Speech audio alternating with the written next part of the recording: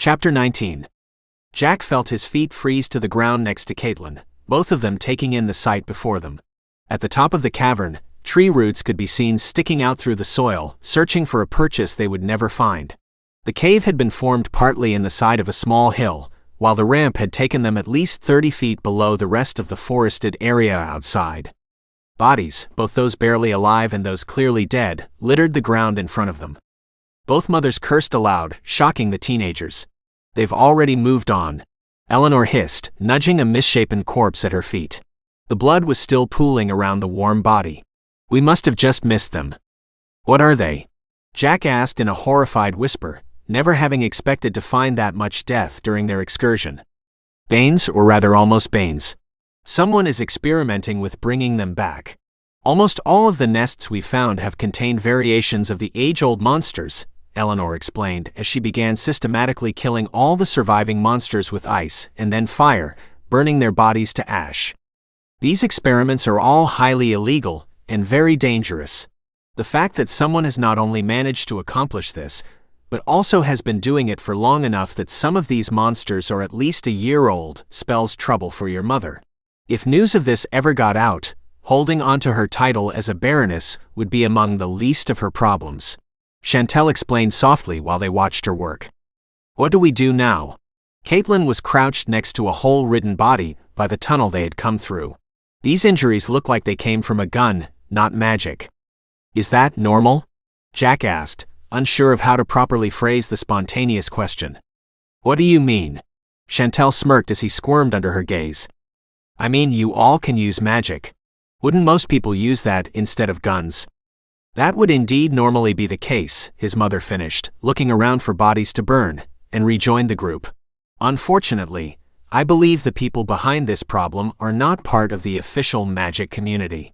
No one with any amount of proper knowledge on the matter would ever dare to experiment on these creatures or the other monsters we found.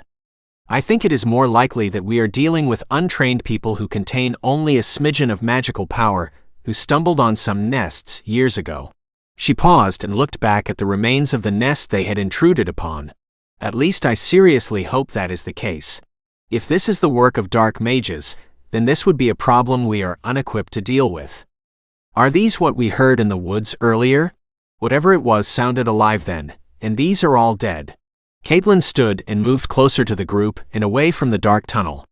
"No, I don't think these are what we heard," Eleanor said softly while tensing as she looked up the tunnel they had come through minutes before. One set of eyes after another, each reflecting the light back at them like a cat, appeared at the top of the dark ramp. "Those are what we heard," Chantel explained with a gulp, stepping in front of them and standing firm next to the other woman. Jack reached for his mother and Chantel, hoping to give them what energy he could. "No." Kaitlyn held the back of his shirt and pulled him back. "They have more than enough energy for something like this. Save what you have for later when it might actually be needed." "Why? I thought I had plenty of it to give." "You do, but the strain on your body caused by transferring and passing that much energy to multiple people at once won't be light." She had doubts about how well it would work in the first place, but most of what she had heard about generators in the past had already been overturned by him, which either meant that he truly was someone special, or more likely, that information concerning them had been purposefully changed for the masses. "Give me some light, please," Eleanor requested, the ground at her feet beginning to ice over. The two teens directed their flashlights as Chantel pulled a thin tube from a long pocket that ran down the leg of her pants. Carefully, she removed two end caps from the cylinder before spinning it around and holding it firmly with her left hand. A sphere of bright white light appeared above her hand for a split second, before she shoved her hand against the closest end of the tube. "I can't believe you are still using that thing after all these years," Eleanor sneered, as the tube condensed the light into a thin but powerful beam of light.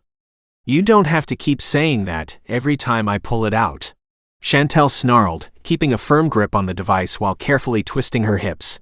The beam speared through one monster after another at the top of the tunnel ramp, leaving only steaming bisected corpses behind. The ice around his mother's feet stopped growing, and instead began to shrink as she sighed in defeat. "Light is still faster than either my ice or flame," she muttered to herself softly. "Ha!" the blonde-haired mother laughed spitefully. "I win this time." I just wanted to give you the chance to show your daughter you were useful. Then you had to go and ruin it by bragging." Jack rolled his eyes as his mother shot down Chantel in front of Kaitlyn. "Do we need to worry about more at the top, or you know whoever was controlling them? What makes you think they were controlled? Why else would they attack this nest right now?" He finished awkwardly, suddenly wondering if his assumption was wrong. "Well, you are right this time. They were being controlled, but that doesn't mean they needed to be. They could have simply smelled the death emanating from this nest and come to investigate." Chantal carefully replaced the end caps on her tool and slipped the cylinder back into the long pocket of her pants. Eleanor took the lead again and led them out of the cave and past the bodies that had been cut in half by the light. At the edges of the clearing were more of the beasts that had dared to enter the tunnel with them inside. Jack looked away as his mother's face went cold and emotionless. "I'll handle these ones," she growled. Kaitlyn gasped softly and reflexively pressed against him as she, too, turned her face away. A wave of heat engulfed them and then sped out all across the clearing. From the corner of his eye, he was able to see trees going up in flames and writhing bodies struggling beneath them. The direction of their eyes did nothing to block or mute the screams of burning monsters, alongside the hissing of boiling liquefied fat. "She said they were being controlled," he said directly into Kaitlyn's ear in a bid to distract them from the nightmare-inducing noises. "That means those dark mages she mentioned are involved, right? Was that really necessary?" Chantel asked as the flames began to die down, taking the worst of the noise with them. "You could have just frozen them all.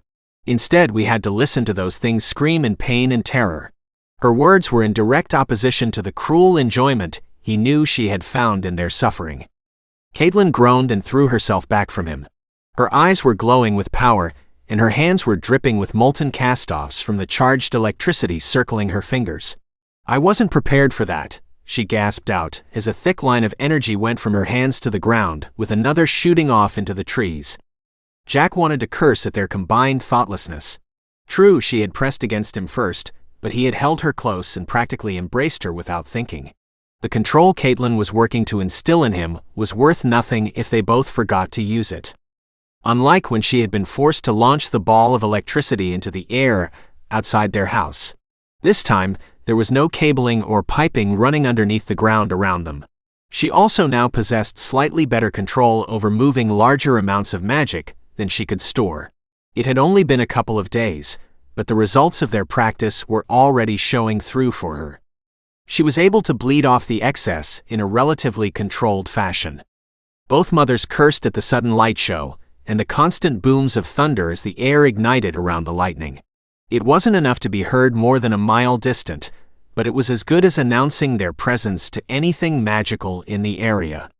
"Come on, it's time for us to go," Eleanor ordered the group as she made sure each corpse had been turned to ash. Nothing good would come from leaving evidence behind for a normal person to find. It was best to not be overly dependent on the grand spell. You never knew when someone might have some latent magic in them and would end up seeing through its effects. Chantel kept a hand on her tube, ready to pull it out at a moment's notice as they ran back through the trees. Howls lit up the night air behind them as monsters straight out of fairy tales and books began to chase them. Jack's mother fell back, taking up the rear position, where she could freely freeze everything behind them. Trees cracked and boomed as the sap inside them flash froze and expanded, shattering their trunks. An entire swath of the forest came down on the heads of the monsters behind them. Screams soon followed as a controlled fire raged through, carbonizing every last one of them.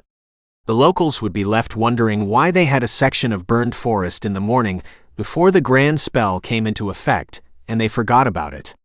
Jack's mother was pale and trembling from the concerted effort using so much of her magic took on her when she rejoined them a minute later. Do we need to be worried about other nests for the monsters you just killed?" he asked uncertainly as they neared the old gas station where the car was parked. "No, those weren't Banes. They were just normal nightwalkers who got attracted by the noise we made. I'll need to take care of them at some point, but that is more to keep my area free from trouble than rules imposed on me by the council," Eleanor explained softly, resting against the side of the car. "Jack, we're done here for now. Can you drive us to the next one?" "Sure, just tell me where to go." He thumbed the unlock button on the remote and opened the passenger door for his mother, and then the trunk. A few minutes later, they were back on the road and heading towards the town of Bennett. "Okay, I keep hearing you mention Banes. What are they?"